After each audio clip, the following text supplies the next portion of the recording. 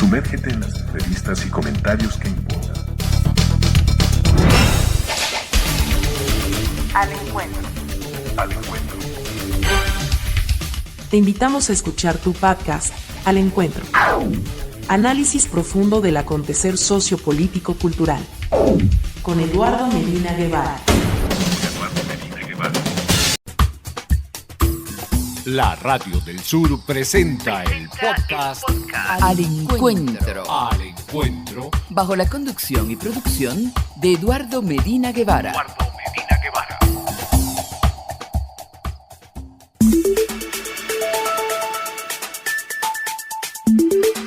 Al Encuentro. Entrevistas y comentarios sobre el acontecer sociopolítico-cultural. Una producción de Conaicop Medios para la Radio del Sur. Al Encuentro.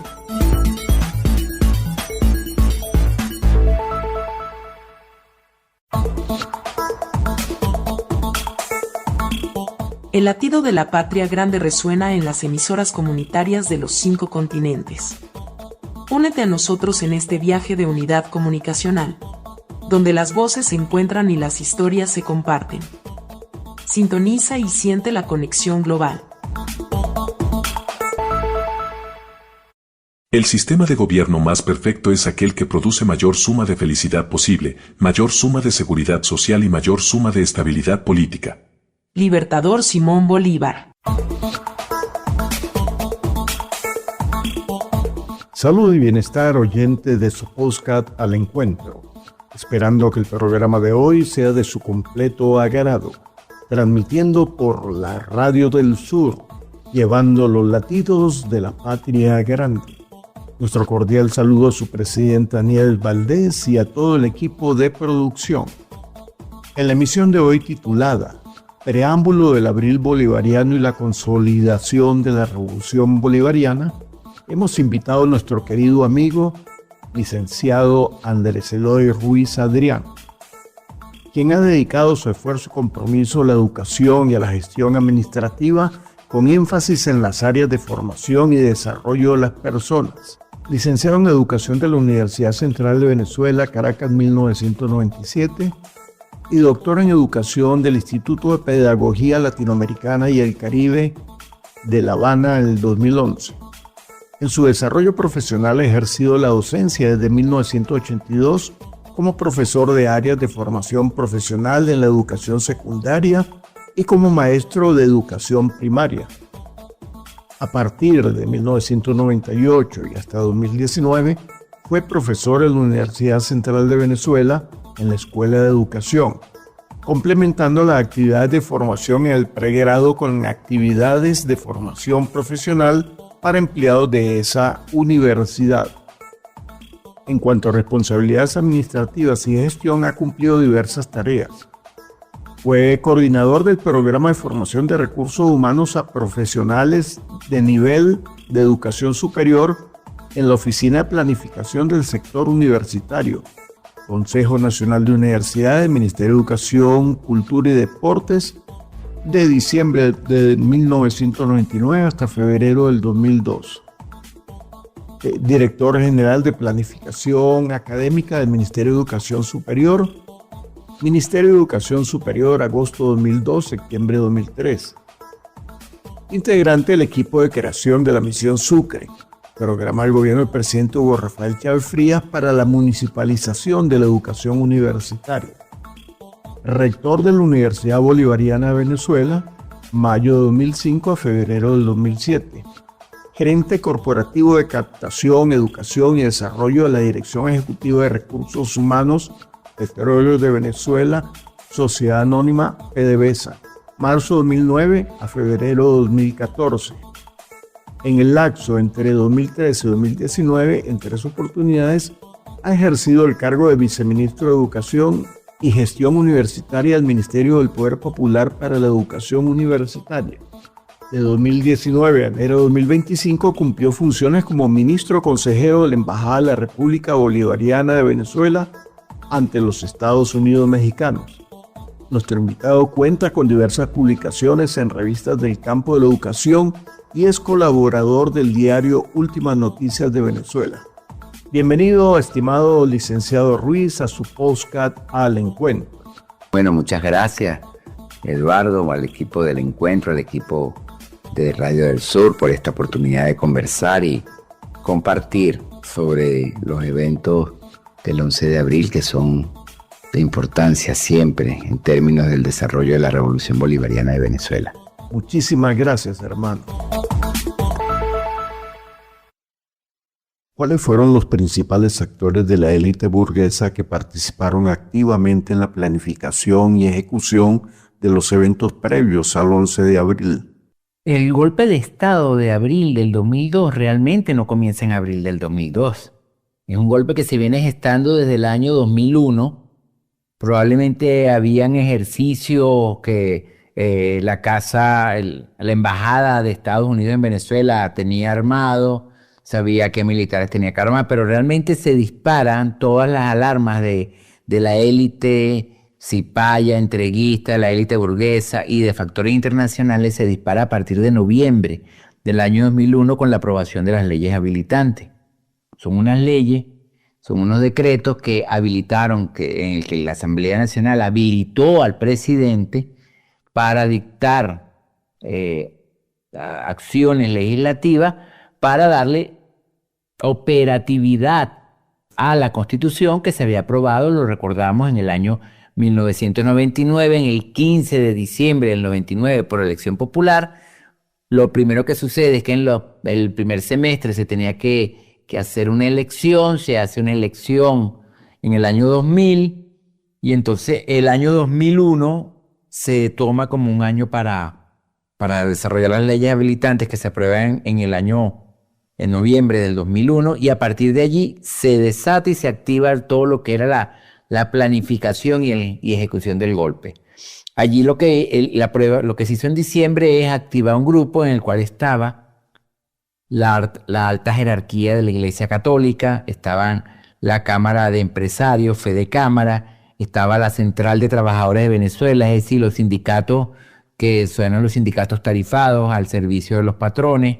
Estaban los medios de comunicación, las televisoras más importantes, las televisoras públicas, estaban la prensa de mayor tiraje de ejemplares nacionales, estaban las emisoras de radio, estaba por supuesto coordinando todo la Embajada de Estados Unidos, y allí se incorporaron además universidades públicas y privadas, intelectuales, alcaldes electos, incluso uno muy emblemático había sido electo en la plancha que respaldaba al presidente Hugo Chávez, y ese lo traicionó estando como alcalde de Caracas y puso todo su poder de gestión en contra del comandante Chávez para darle el gobierno. Estaban sectores militares, es decir, se conformó todo un espacio o todo un grupo de actores simbólicos de la sociedad venezolana, conservadores, reactivos a un proceso de cambio, para garantizar que se generaran condiciones a favor del golpe de Estado o que permitieran conducir hacia un golpe de Estado. ¿De qué manera se involucró un sector de la cúpula militar en la gestación de las condiciones que condujeron al golpe de Estado contra el presidente Chávez? Debemos distinguir que en la Fuerza Armada, como en otras Fuerzas Armadas, el concepto de jerarquía y de antigüedad son unos valores muy importantes. Aquí entonces vamos a destacar que Chávez, que se graduó en el año de oficial en el año 1975, estaban todavía activos en la Fuerza Armada Nacional Bolivariana oficiales que se habían graduado en el 70, 71, 72, 73, 74. Por ejemplo, Guaycaipuro Lameda, que había sido el presidente de PDVSA, designado por Chávez, que había sido su tesorero y que había sido sustituido por un civil con un altísimo dominio en materia petrolera. Bueno, Guaycaipuro Lameda desconoció la autoridad de ese que lo había designado presidente de PDVSA. Efraín Vázquez Velasco, el presidente, el comandante del ejército, el comandante general del ejército, era de la promoción del 73. Manuel Rosendo, el que tenía que coordinar toda la seguridad de Caracas a través del Plan Ávila, era de la promoción del 74. Entonces estos oficiales, con muchos otros oficiales, eran proclives a desconocer el carácter de presidente electo y lo veían más bien como el militar que se alzó en el año 92, al cual algunos de ellos enfrentaron, en tanto ellos no se alzaron, sino que defendieron la institucionalidad y ahora tenían que reconocer como presidente. Junto a esos militares estaba también una capa de oficialidad media, por supuesto.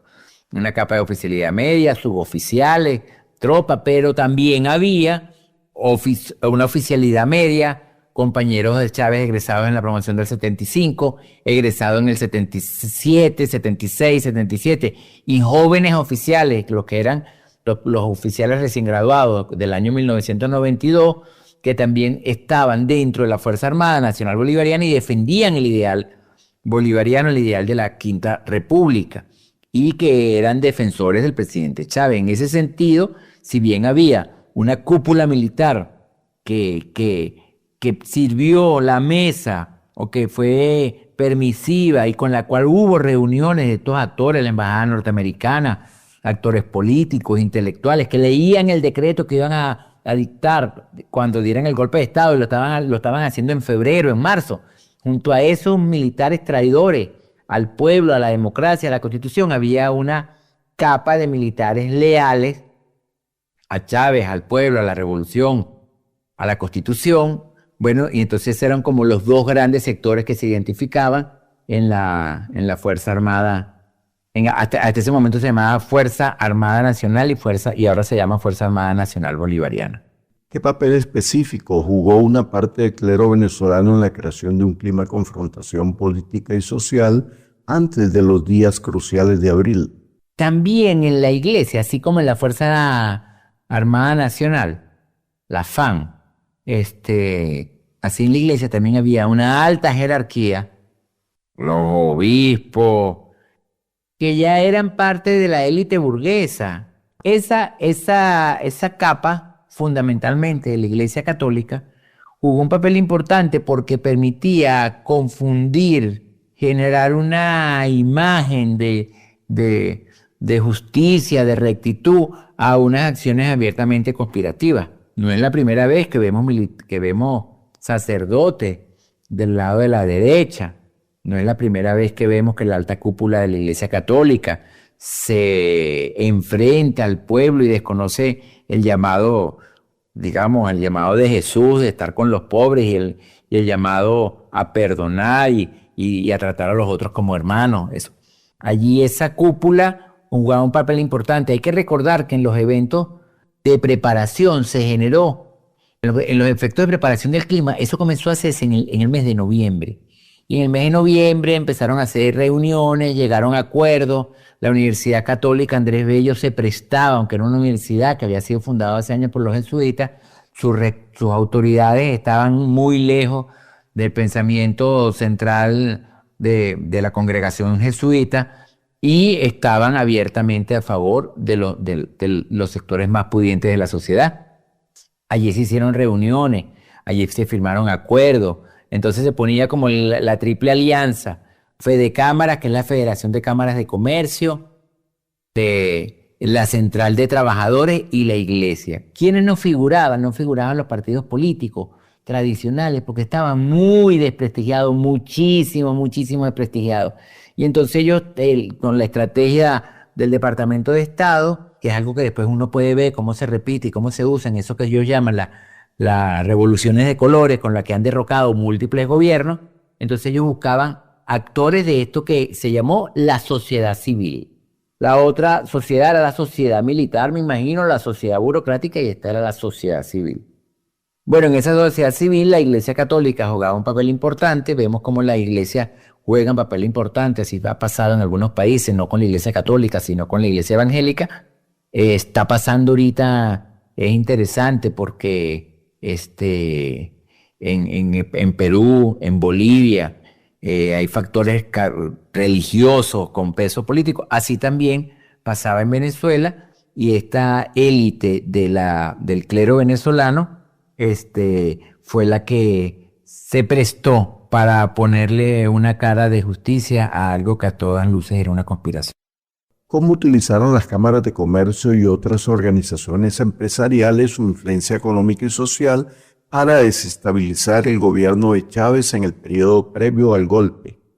Cada quien aportaba en esa conspiración, tenían sus roles, por eso es que digo que estaba muy estructurado, eso no fue algo que se pusieron de acuerdo en 2 semanas, eso ya tenía probablemente el ejercicio de golpe de Estado que había hecho la embajada norteamericana, le generaba los roles que tenía que cumplir cada uno.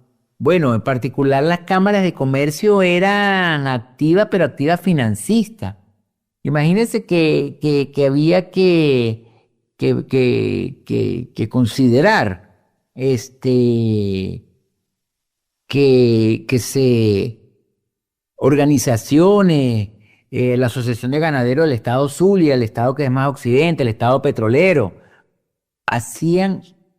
recababan, hacían donaciones, así como se hace para la campaña de Estados Unidos, que los privados ponen dinero. Habían hecho una campaña para recabar recursos para el derrocamiento del presidente Hugo Chávez. Y con esos recursos, bueno, está declarado, ahí hay testimonios, ahí hay unos testimonios importantes, pero el papel era muy activo porque ellos daban el brazo económico para financiar acciones. ¿Qué acciones, por ejemplo, se iban a financiar? Bueno, se iba a financiar, por ejemplo, el recibimiento de francotiradores y personas de fuera de Venezuela, extranjeros que vinieran a agitar, a crear un clima de desestabilización. Y todo esto pasó desde el 10 de diciembre del 2001 y fue agitándose, se fue generando, ya se hablaba, en el mes de marzo se hablaba abiertamente en los rumores de que había un movimiento, un ruido de sables, como llaman, y las reuniones eran de empresarios con generales. En cada estado los empresarios estaban convocados a hacer reuniones con los generales para identificar su tendencia y notificar inmediatamente en su sistema de coordinación: mira, este general no nos va a ayudar, este general sí nos va a apoyar, contamos con esta guarnición, yo hablé con él, yo lo conozco. En fin, operadores activos del golpe de Estado, la Federación de Cámaras, Fedecámara, se llama aquí en Venezuela. Y por supuesto, pusieron plata, participaron, paraban sus empresas a los días que habían convocado de paro. Lo pararon el día 10 de diciembre, creo que si mal no recuerdo lo volvieron a parar el 11, porque ese fue de 48 horas, aunque había sido convocado de 24, y después en la semana del 8 al 11 paraban las empresas y obligaban a su personal a que fuera a las actividades de movilización que se estaban haciendo, las que convocaba la oposición en el este de la ciudad. Para después, bueno, como ya sabemos, el día 11 de abril se dirigieron desde el este de la ciudad al centro de la ciudad, al Palacio Miraflores, para generar lo que ellos ya tenían en su guión: una situación de caos, de inestabilidad, de violencia, que justificara, que le diera la base para solicitar la renuncia del presidente y ellos, si bien eso no estaba en ninguna constitución, tomar el poder y tomar las decisiones de designación del nuevo presidente. ¿De qué forma los medios de comunicación privados actuaron como cómplices en la difusión de una narrativa que justificara o promoviera la salida del presidente Chávez del poder? Hemos ido repasando los militares, la cúpula de la iglesia, el factor de los grandes empresarios, los grandes patrones, los dueños de bancos. Y hay un factor importante que los unificaba, que los amalgaba, que permitía darle unidad, que es la narrativa mediática, que es el papel de los medios de comunicación.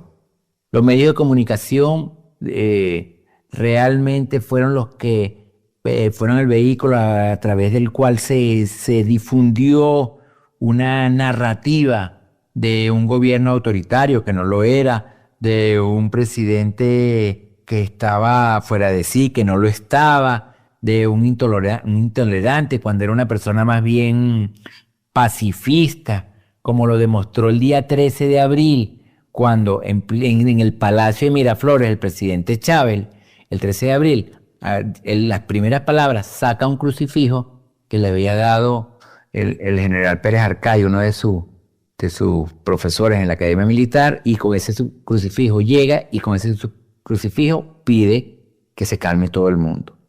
Lo importante es decir que hay dos grandes roles que jugaron los medios de comunicación, televisión, prensa escrita, radio. La red era menos fuerte, el peso de internet era menos fuerte, pero lo que es televisión, radio y prensa escrita jugaron dos roles. Número uno, la construcción de una narrativa que va desde noviembre hasta el mes de abril, hasta el día 13 de abril en la mañana. Todavía llevaban la narrativa esa. Y la que trataron de imponer después, incluso hay un muchacho que ganó un premio con una noticia falsa y después creo que se lo quitaron. Uno que estaba narrando la situación que había en la avenida Urdaneta, en un lugar que se llama Puente Llaguno, con unos disparos. Y la segunda narrativa, lo primero fue una narrativa contra Chávez, una narrativa contra la revolución, una narrativa de ataque propiamente a todo lo que era el gobierno revolucionario. Y la segunda función es el de lavarle la cara, el de ocultar, el de evadir, presentar la información del golpe de Estado en algo que se conoció como el bloqueo de autocensura que se produjo el día 12 de abril, el día 13 de abril, hasta aproximadamente las 7 de la noche, cuando se produce un hecho importante que es que el canal del Estado, que se llama Venezolana de Televisión, que es el canal que tiene su número 8 en el dial de los canales aquí en Venezuela, se logró retomarlo y empezar a transmitir. Allí también se tuvo que entonces, se tuvo que hacer presión sobre otros medios, sobre otros medios de comunicación, se tuvo que hacer presión para que se sumaran a la transmisión de los hechos de lo que estaba pasando en el Palacio de Miraflores.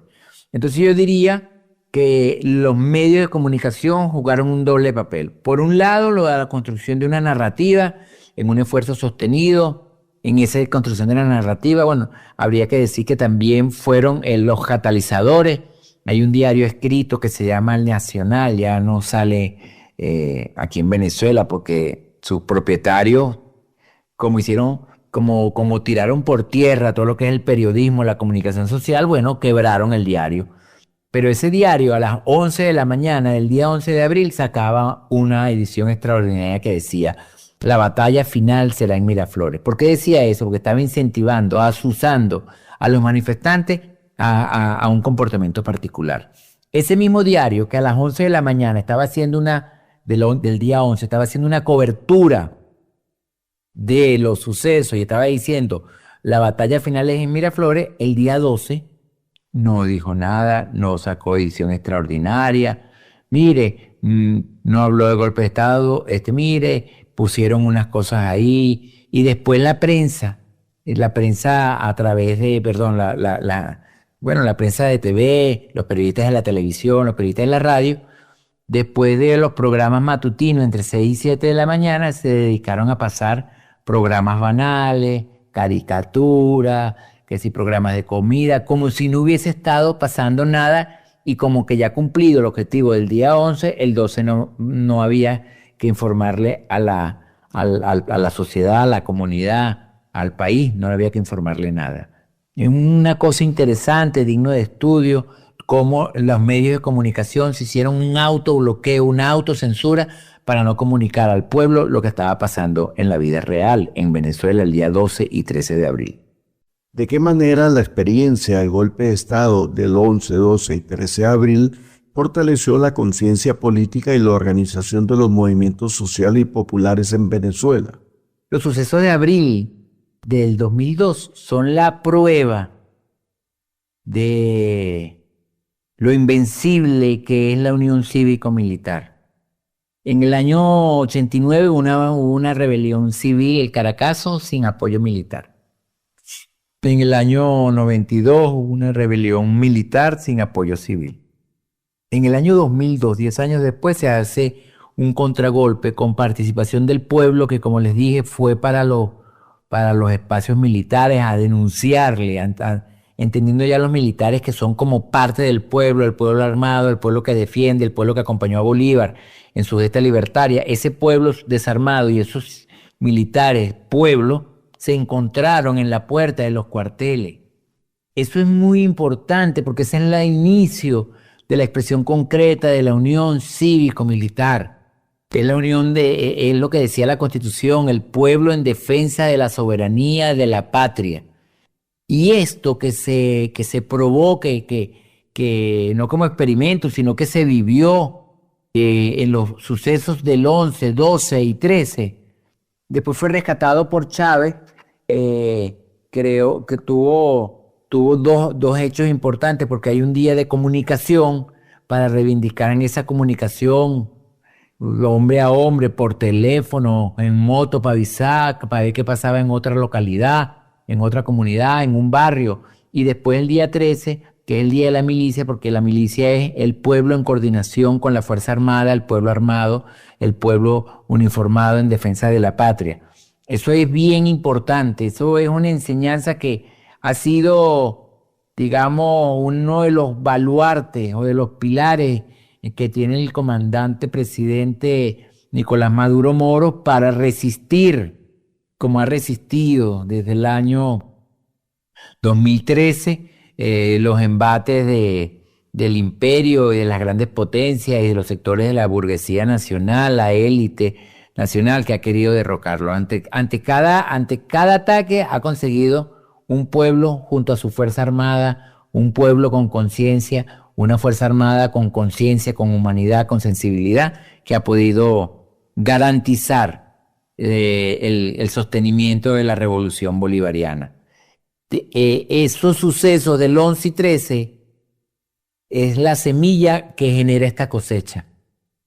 Es una semilla de dignidad, una semilla de dignidad, de conciencia, de compromiso, de lealtad.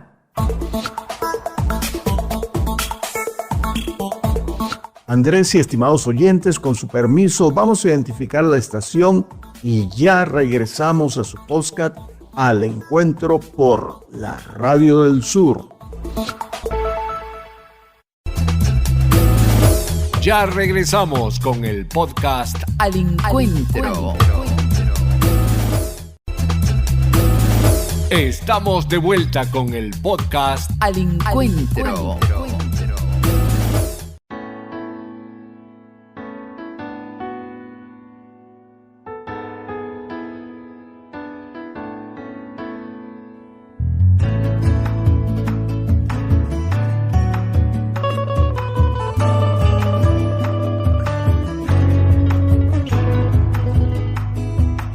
Siempre me pregunto, ¿ellos quiénes son? Los que simplemente odian sin tener razón. Porque soy del pueblo, porque pueblo soy, porque yo sí tengo bien clarito a dónde voy. ¿Y quiénes son ellos?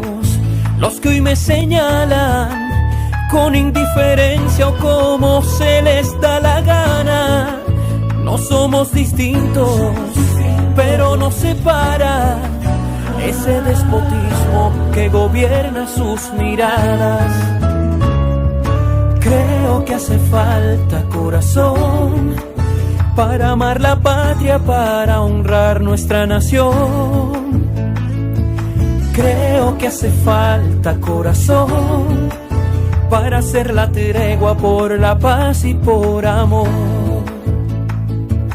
Pueblo, pueblo, levanta la cara, que a la noche oscura le llega su madrugada, porque tu bandera nunca más será volteada por los indolentes que hoy la tienen pisoteada. Pueblo, levanta la cara, que a la noche oscura le llega su madrugada, porque no habrá lluvia ni tormenta huracanada pa' apagar el sol cuando nos llegue la mañana.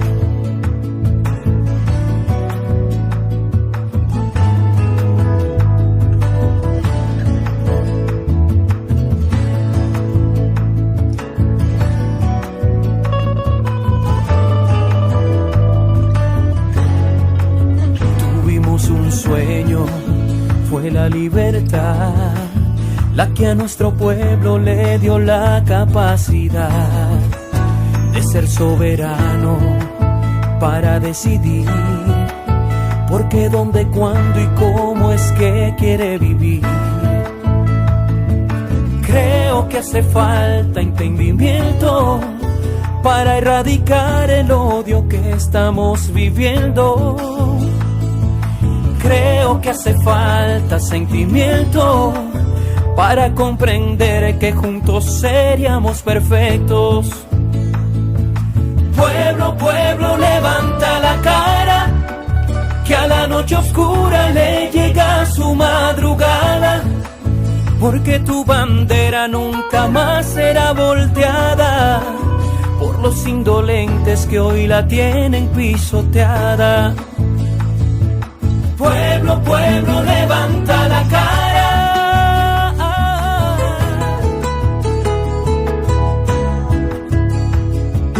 Ya yo no soy yo. Yo me siento encarnado en ustedes. Pueblo, pueblo, levanta la cara, que a la noche oscura le llega su madrugada, porque tu bandera nunca más será volteada por los indolentes que hoy la tienen pisoteada.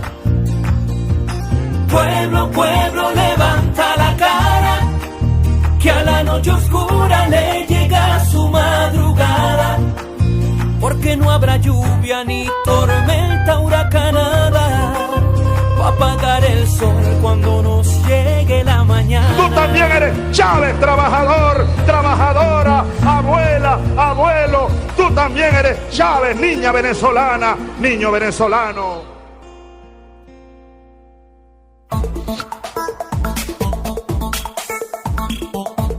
Regresamos a su podcast Al Encuentro. En la emisión de hoy titulada Preámbulo del Abril Bolivariano y la consolidación de la Revolución Bolivariana, hemos invitado a nuestro querido amigo, licenciado Andrés Eloy Ruiz Adrián, quien ha dedicado su esfuerzo y compromiso a la educación y a la gestión administrativa con énfasis en las áreas de formación y desarrollo de las personas. Licenciado en Educación de la Universidad Central de Venezuela, Caracas, 1997, y doctor en Educación del Instituto de Pedagogía Latinoamericana y el Caribe de La Habana en el 2011. En su desarrollo profesional ha ejercido la docencia desde 1982 como profesor de áreas de formación profesional en la educación secundaria y como maestro de educación primaria. A partir de 1998 y hasta 2019, fue profesor en la Universidad Central de Venezuela en la Escuela de Educación, complementando las actividades de formación en el pregrado con actividades de formación profesional para empleados de esa universidad. En cuanto a responsabilidades administrativas y gestión, ha cumplido diversas tareas. Fue coordinador del programa de formación de recursos humanos a profesionales de nivel de educación superior en la Oficina de Planificación del Sector Universitario, Consejo Nacional de Universidades, Ministerio de Educación, Cultura y Deportes, de diciembre de 1999 hasta febrero del 2002. Director General de Planificación Académica del Ministerio de Educación Superior, Ministerio de Educación Superior, agosto 2002, septiembre 2003. Integrante del equipo de creación de la Misión Sucre, programa del gobierno del presidente Hugo Rafael Chávez Frías para la municipalización de la educación universitaria. Rector de la Universidad Bolivariana de Venezuela, mayo de 2005 a febrero del 2007.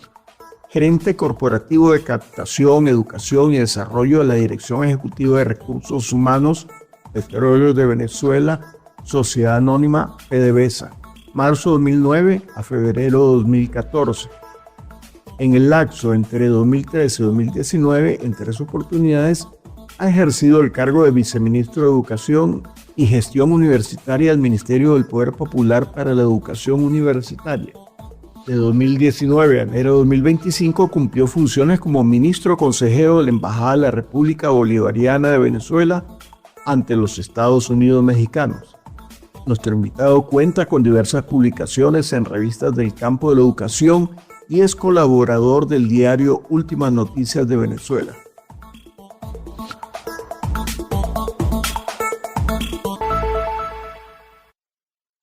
¿Qué rol desempeñó la movilización popular y la reacción de los sectores leales al gobierno en el fracaso del golpe de Estado y la restitución del presidente Chávez? Uno escucha, yo voy reconstruyendo y uno dice, oye, tenían todo bien armado.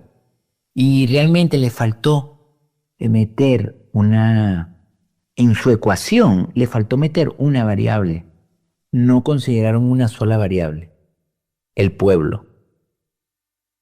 Ellos pensaron que con la narrativa de los medios de comunicación, el pueblo iba a quedar dominado. Ellos pensaron que con la presencia de la Fuerza Armada en el golpe de Estado, el pueblo iba a quedar reprimido y silente. Desde el mismo día 2, en el 11 se hizo una defensa hasta la madrugada, pero ya después del mismo día 2 en la mañana, los sectores populares, los sectores que habían votado por Chávez, que había ganado mayoritariamente, que había ganado en el 98, que había convocado la primera consulta, la consulta de referéndum en el 99, que había convocado la segunda para elegir a los constituyentes, que había convocado el referéndum aprobatorio de la Constitución en el 99, 3 referéndums en un año, que había convocado, que había votado por Chávez en el año 2000 para elegirlo presidente. Ese pueblo se activó y empezó a hacer una movilización, empezó a tomar las calles y empezaron a tomarse los accesos de la ciudad. El acceso que va hacia Caracas está en el norte, por supuesto, entonces tiene un acceso hacia el oeste, hacia La Guaira, hacia el este, hacia el sur, hacia el sur, y todos los accesos empezaron a tener movilización popular, tomar los espacios, y empezó a darse una coordinación. En Venezuela eso se llama Radio Bemba. Se llamaban por teléfonos celulares, ¿qué está pasando aquí? ¿Qué está pasando allá? Empezó a haber movilización, gente que se movía de un lado a otro en moto. En la televisión no salía nada, en la radio no había información. Yo creo nada más que puedo destacar una emisora que se mantuvo en ese momento, una emisora que yo recuerdo que se llama Radio Fe y Alegría, denunciando la situación de lo que estaba pasando. Es interesante porque Fe y Alegría también es jesuita, ¿ves? La Iglesia Católica, y junto a ellos unos muchachos que tenían una radio que se llamaba Radio Katia, y que tenían como una iniciativa de tener una emisora.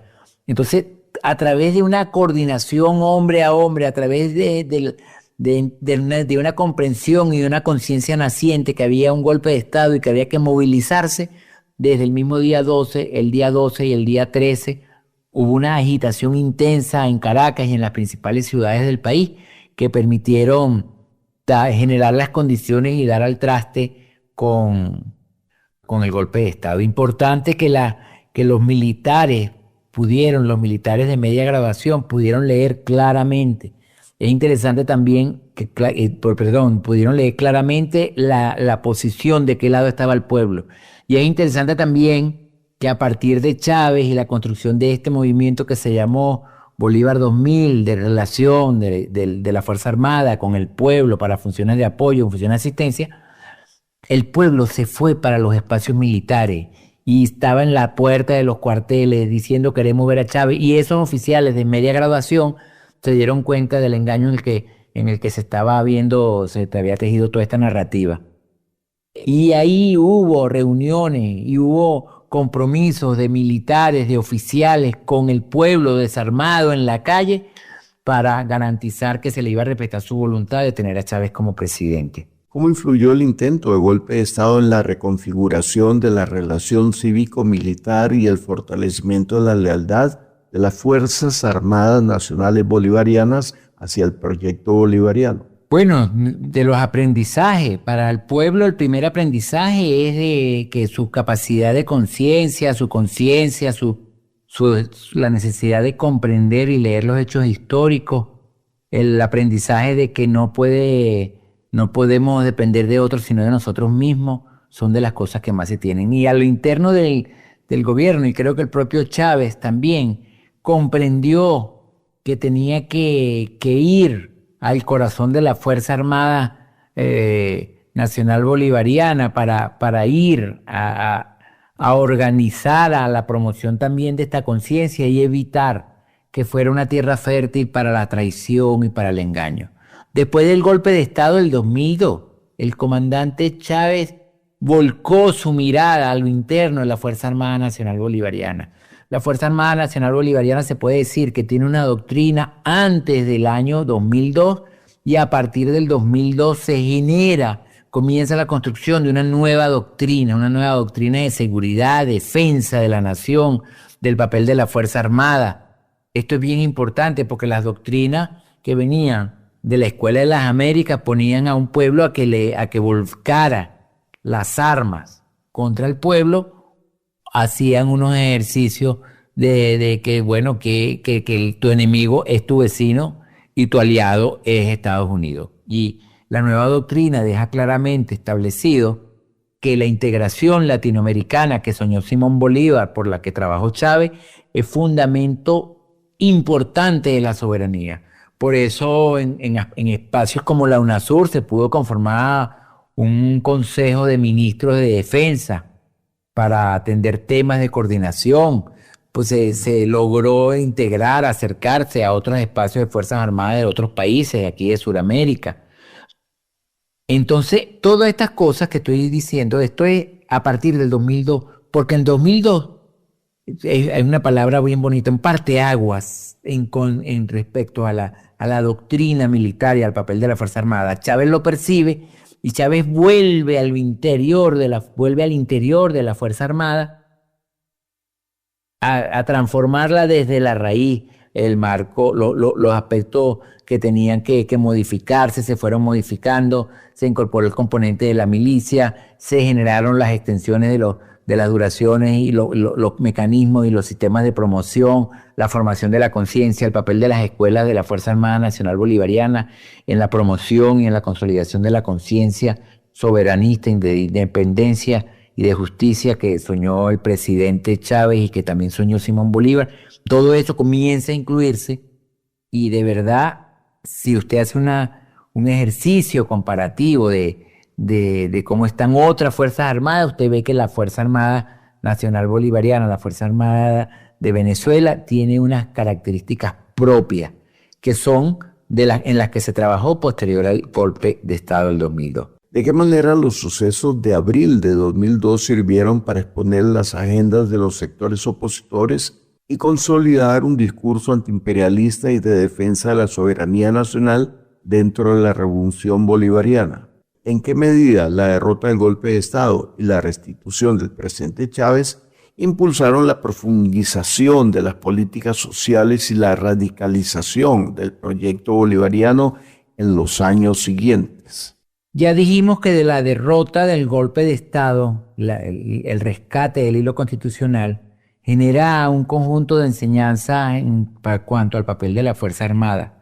Asimismo, el golpe de Estado del 11 de abril desnuda el papel de agencias internacionales, de agencias de cooperación, el papel de la Embajada de Estados Unidos, el rol de los dueños de medios de comunicación que lo ponen al servicio de sus intereses, que no están comunicando con la verdad. Y entonces eso permitió a partir de allí moverse en dos direcciones. Por una parte, en tres direcciones. Por una parte, el trabajo interno de la Fuerza Armada, que ya lo dije. Por otra parte, el trabajo de análisis, el de difusión, el de formación de conciencia, el de educación política, que permite desnudar claramente las intenciones de todos los estamentos que conforman la élite privilegiada que había vivido en el país, no solamente durante el Pacto de Punto Fijo, sino incluso a partir de nuestro nacimiento como república. Después que nos separamos del sueño bolivariano de la Gran Colombia, a partir de 1830, en el que cada intento de revolución y de justicia era cooptado y traicionado por los sectores, era controlado por los sectores dominantes en perjuicio del pueblo. Eso permite desnudarse, permite evidenciarlo. Ya hay pruebas claras, ya hay evidencia clara del comportamiento de la Embajada de Estados Unidos, de los factores burgueses, de la élite extranjerizada, de los medios de comunicación, sus propietarios. Allí es interesante que hubo un intelectual, José Martínez, escribía en el periódico ese nacional y abochornado por el papel que había hecho el periódico, renuncia, se despide de ser colaborador de ese diario realmente, y bueno, y así como él, que se despide con dolor y denuncia lo que hicieron los dueños de los medios de comunicación, así también el pueblo se da cuenta de que el papel de esos medios no era de comunicación, sino medios de manipulación. Y esto lo va a permitir o va a ser soporte para que después se avance. El año 2002, sin embargo, no es el año de avance. Hay que decir que después se genera una situación con una casta meritocrática en el Banco Central de Venezuela que buscó vaciar las arcas y el circulante del país para provocar una crisis económica. No se logró, pero a partir de noviembre del año 2002 también comienza otro intento más con un golpe de Estado, con un intento de golpe de Estado, que convocó a militares retirados, los que habían sido de baja, se iban a una plaza en el este de la ciudad, se llama Plaza Altamira, se iban a manifestar, se iban a denunciar al gobierno del comandante Chávez, y eso desembocó en el sabotaje petrolero contra el gobierno del presidente Chávez del mes de diciembre del 2002, y obligó al rescate desde el mes de diciembre del 2002 al mes de enero del 2003 de la industria petrolera. Nosotros podemos decir que el año 2002, que el año desde el 10 de diciembre del 2001, todo lo que fueron los 4 primeros meses hasta el 11 de abril del 2002, una conspiración dirigida al golpe de Estado, una recuperación del gobierno, pero la derecha seguía haciendo sus ejercicios, tomó acciones en el sector financiero en el mes de julio y agosto del 2002 y tomó acciones otra vez a nivel mediático y a nivel de la industria fundamental de Venezuela, que es la industria petrolera, en el 2002, con una paralización, sabotaje que hicieron para presionar la salida del comandante Chávez, para presionar que renunciara, y el pueblo junto a su comandante dio la batalla, resistió y se procedió al rescate o a la retoma ahora ya no del Palacio de Miraflores, del Palacio Nacional, sino al rescate de la industria petrolera, instalación por instalación, espacio por espacio, y se logró eso en el 2003. Y a partir del 2003 se genera una ofensiva de las fuerzas de la revolución, de las fuerzas de la igualdad, de la fuerza del derecho y del pueblo.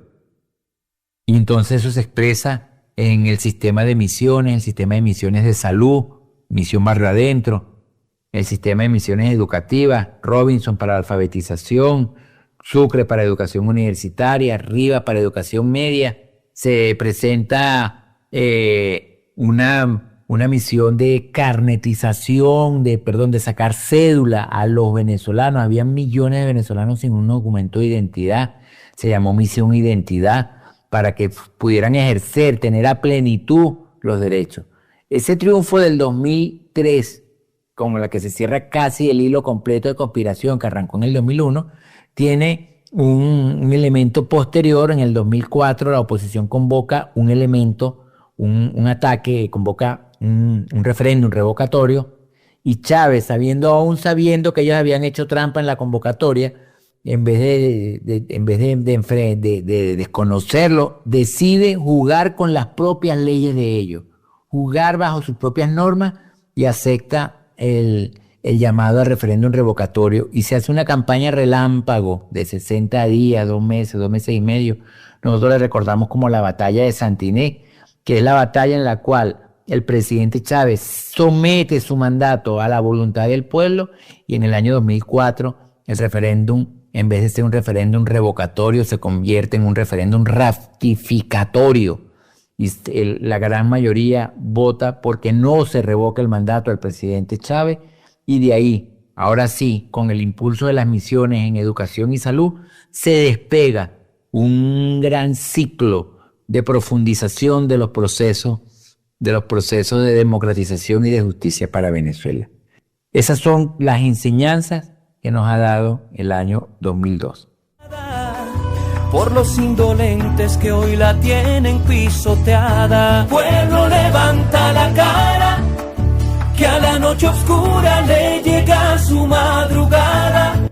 Gracias, apreciado camarada y amigo, por tu importante participación, y ten en cuenta que en esta producción siempre estaremos a tus órdenes.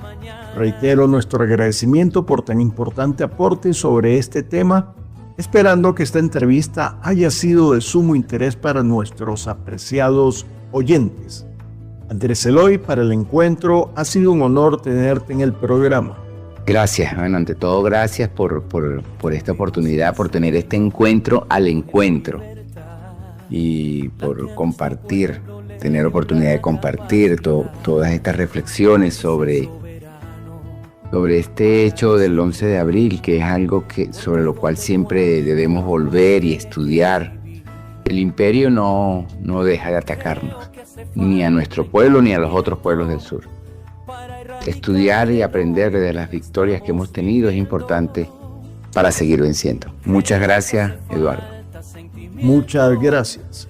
Y a ustedes, estimados oyentes, les estaremos esperando en una nueva edición de su podcast Al Encuentro por la Radio del Sur, llevando los latidos de la patria grande. Sean colmados de paz y prosperidad. Será volteada por los indolentes que hoy la tienen pisoteada. Pueblo, pueblo, levanta la cara.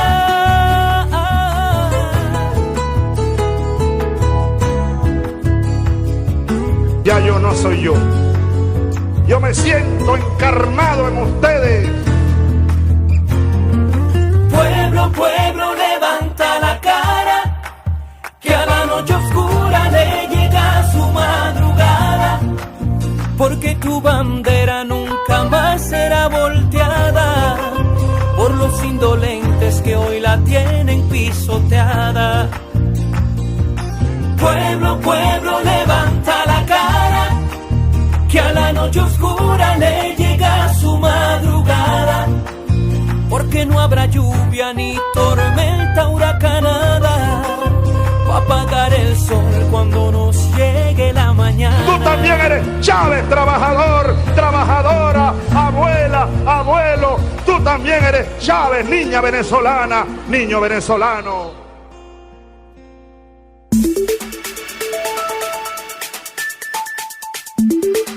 Al Encuentro.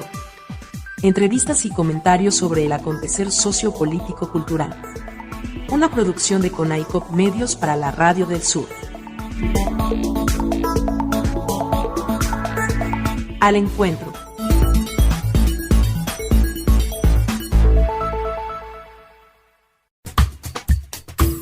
La Radio del Sur presentó el podcast Al Encuentro. Al Encuentro. Bajo la conducción y producción de Eduardo Medina Guevara.